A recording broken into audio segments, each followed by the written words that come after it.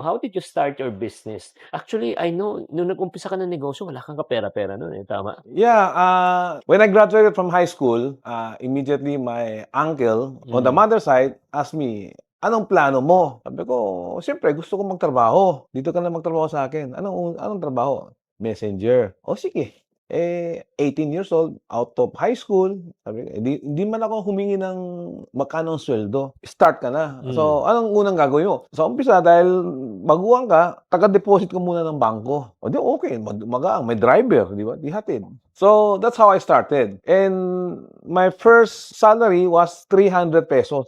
Per month, per month? Per month, yes. Ang sweldo kasi ng regular minimum wage at that time was 8 pesos a day. So, 8 pesos times 5, that's 40 pesos a week times 4, di 160. Di halos doble ng binibigay, 300 eh.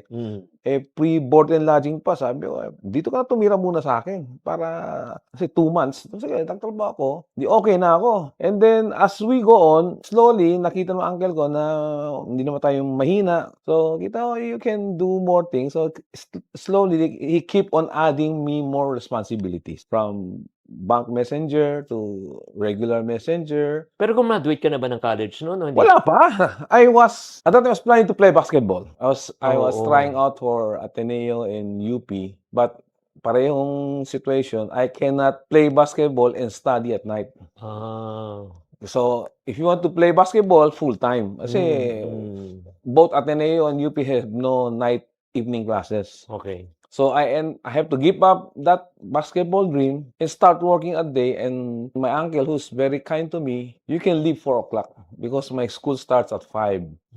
At that time, nagta-tricycle ako, nag-jeep lang ako. Hindi pa naman masyadong matraffic. From QC to PSBA in Morato. PSBA ka ba? Oo, PSBA ako. PSBA din ako. Oo, evening class ako. Pero natapos mo yung school mo? Yan ang hindi ko tinapos. Bakit? Tamad din ako kasi mag-aral. Classmate. Hanggang rin ako, first year lang ako dun eh. Ako, first year to 4th year. Talaga? Lahat ng subject kinukuha ko eh. Kasi talon-talon ako. And the final straw was, and I met si Henry C. Sr. one time in early 1980. December of 1979. Now that we're talking about it, we're buying a Christmas gift. We went to Shoe Mart, Makati pa. Okay. With my friends, and one of my friends, her sister was, naghintay muna sa Cafe LSC pa. Okay. Then kaming tatlo, namili. So when we came back, may kausap si yung friend natin. Sino? Naka-suit, jacket. Sino? Henry C. Sr. Si Tatang. Si Tatang. Hindi pa si Tatang. We don't know kung Tatang si Sisian. Si Mr. C. Bata pa siya siguro. Mga late 50s, early 1960. Sa 1980. 79. So of course, I know him. So, hi, hello. Sabi niya, di kwento muna konti. Merenda, konting cake, kape LC, then konting soft drink. Sabi niya, what are you guys doing? Wala, walking around. Yeah, why don't you go to my office? Wow, saan ho? Makati Stock Exchange. I forgot the room eh. Basta 201 or something. So we went. Mga 5:30, dumating kami. So we went to his office. So pasara na office. Then the secretary was there expecting us naman. So you sit muna dun sa couch. Then the first thing that caught my attention was an eagle. Naka-spread. Pero yung tone nga ng eagle naka-spread, tapos may spotlight. Talagang na-caught my attention. So when Mr. C came, yan ang unang tanong ko, Mr. C why eagle? Sabi niya. In Chinese ba? In Chinese. Sabi niya, because eagle can soar high and can see everything. Tama naman, di ba?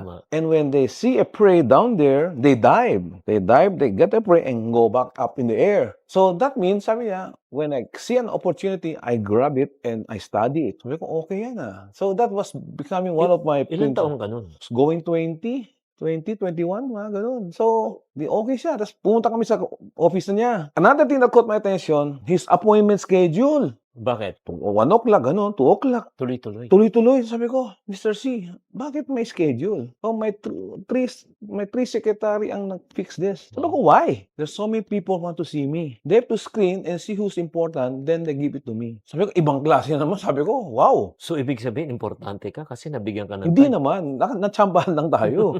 Yun, nagkataon lang siguro, they feel like, then we went there, di kwento-kwento. Then, naman sa aking mind, sabi ko, iba yung mga galaw ng ganyan Kasi yung mga ganyan is total stranger to me. At the age age of 20, anong malay kung schedule is schedule? Labas na tayo, pasyal tayo, di ba?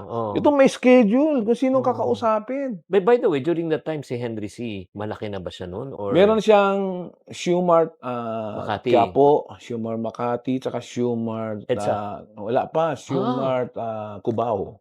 Wala pa. Tatlo pa lang, I remember that. Pero palaki na rin yun. Shoemart is Shoemart na. Hindi SM. At this time, pangit pa yung, not pangit, sarap natin pangit ngayon. Pero at that time, siyempre, semento lang siya. Parang box lang di ba? Yung naunang Shoemart. Di sige, di okay. Di, siyempre, di kwento-kwento, di 7:30 na. Sabi niya, are you guys hungry? Siyempre, Mr. C, siyempre, 7:30. Nag-Chinese na kami. Yaw lo. Sabi ko, ganon. Let's go up. The penthouse, 6th floor lang, 7th floor. Tapos nakita ko, lahat ng tao nakasuit eh. Makati Stock Exchange Building sa taas, siyempre, social, di ba? Kami, mga bagets. Di siyempre, order kami. Siyang may sponsor eh. Siyempre, okay dito. So, ano naman ako, meron ba ganyang lifestyle na sanay lang tayo sa maliliit na kainan, mga fast food, masaya na tayo eh. So, that one, really, parang na-upgrade ako ng 30, 40 years ahead of time. So, ang ibig sabihin yan, because of your exposure with, number one, a successful person, lumaki yung vision mo. Hindi lang lumaki, he shared me his wisdom when we were talking. Do you know what we have in common? With who? Me, Mr. Gokong Wei, sila Soriano, sila Ayala, big names. Sabi ko, what? All of us didn't finish our university. Not to tell you guys not to study, but nung sinabi niya ganun, nag-ring a bell na naman ako. Sabi ko, Mr. C, now I have a good reason to quit school. Sabi ko ganun. Sabi niya, yes, but nobody will hire you. Yun. Sabi niya, so, pag ganyan, you need to go up over the hump and go down. Kasi nobody will hire you eh. Tama. Then sabi ko, I'm 20, 21, sabi ko, maybe I give myself 5 years.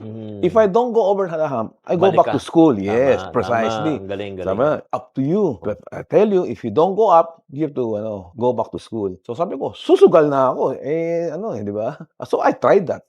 So, after that conversation, it really made a major impact sa buhay mo. A major impact.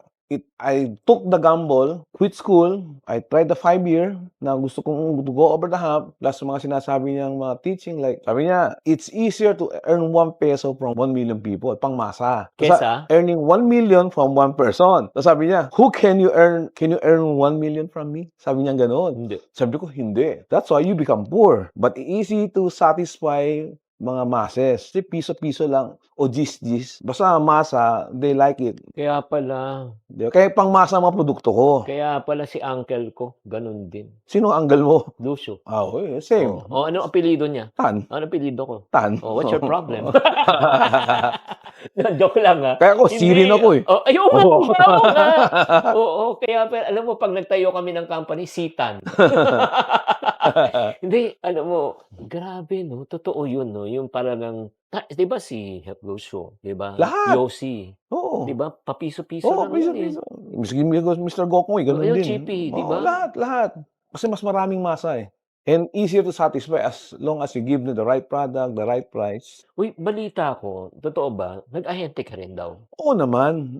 After naging messenger ko, dinagdagan ng responsibility. Sabi niya ng uncle ko, mag-ahente nga sa Divisoria. So, siyempre, dagdag pa 1% sa Divisoria. Additional income ko. And then, siyempre, kilala na ko na Divisoria. Tapos, there was a time, nagkasakit yung ahente namin sa Visayas, Mindanao. Sabi ng uncle ko, Visayas, Mindanao, ikaw na lang maningil. Sabi ko, anong cuts ko doon? May 10% ka. Huh? Di okay ako. Kasi 1% Divisoria. Pero ang 10%, 5% discount sa tindahan, 5% sa'yo. Pero ang cuts is another. Gastos ko lahat. So, airfare, hotel. So, kinuwenta ko, magkano ho yun? 700,000-800,000 ang total receivable. Siyempre, at the time, malaking pera yon. Tama. Sabi ko, 5%, di 35 to 40,000. Tama. At the time, sweldo ko, nasa 800 a month na. Ang laki nun. Pwede na. Mga 10,000 a year. 800 times 10,000. Sabi ko, kung 35,000 yan. 3 taon. 3 taong kong sweldo sa loob ng 2 to 3 weeks, di ba? Tama. Siyempre, bata, laban. So, nung kinuha ko, kinol ko yung challenge, kinol ko mga barkada kong ahente sa Visayas, Mindanao. Mauna ka, Iloilo, Bacolod, Cebu, Cebu, Bohol, talon-talon, gano'n-gano'n. So, ilang days ka? Sabi niya, 21 days. If you can bring it shorter, you earn more. Kasi airfare and hotel, Lodging. lodging, lahat, iigsi. So, yun. Tapos sabi ko, paano ko lang malalaman saan ako titira? Pag landing mo sa airport, tanong mo kasi puro tricycle pa noon eh. Wala naman taxi o Tanong mo sa tricycle, nasaan tumitira yung mga Chinese ahente? So, doon ka titira. So, doon ka titira. Tapos, sabay 3 meals kasama na, 100 peso a day, yung hotel, 3 meals kasi ahente kasama mo. Then sa mga ahente, kinakaibigan ko, tinatanong ko, sino mga magaling na customer, paano ang rota. So, then I learned from my colleagues na, naging greenhorn ako, di ba? And then, ang swerte ko, yung mga tindahan naman, kilala yung lolo ko. Kasi my lolo is a pioneer in cosmetics. So, 70s, my lolo passed away in 1969. So, wala pang 10 years siya namatay. So, when I mentioned my uncle's name, kilala. Bata, sipag, tulong. Siyempre, Chinese ganun eh, di ba? Yeah. So guys, ito lang, parang para mas may perspective kayo. Yung culture ba talaga ng Filipino-Chinese, pag may nakikitang parang greenhorn or bago lang, sinusuportahan talaga. Itong mga Chinese na ancestors or nakakatanda sa atin, when they see a young guy, like me at that time, early 20s, masipag, masigasig, gusto magtrabaho, they go all out to help. To help.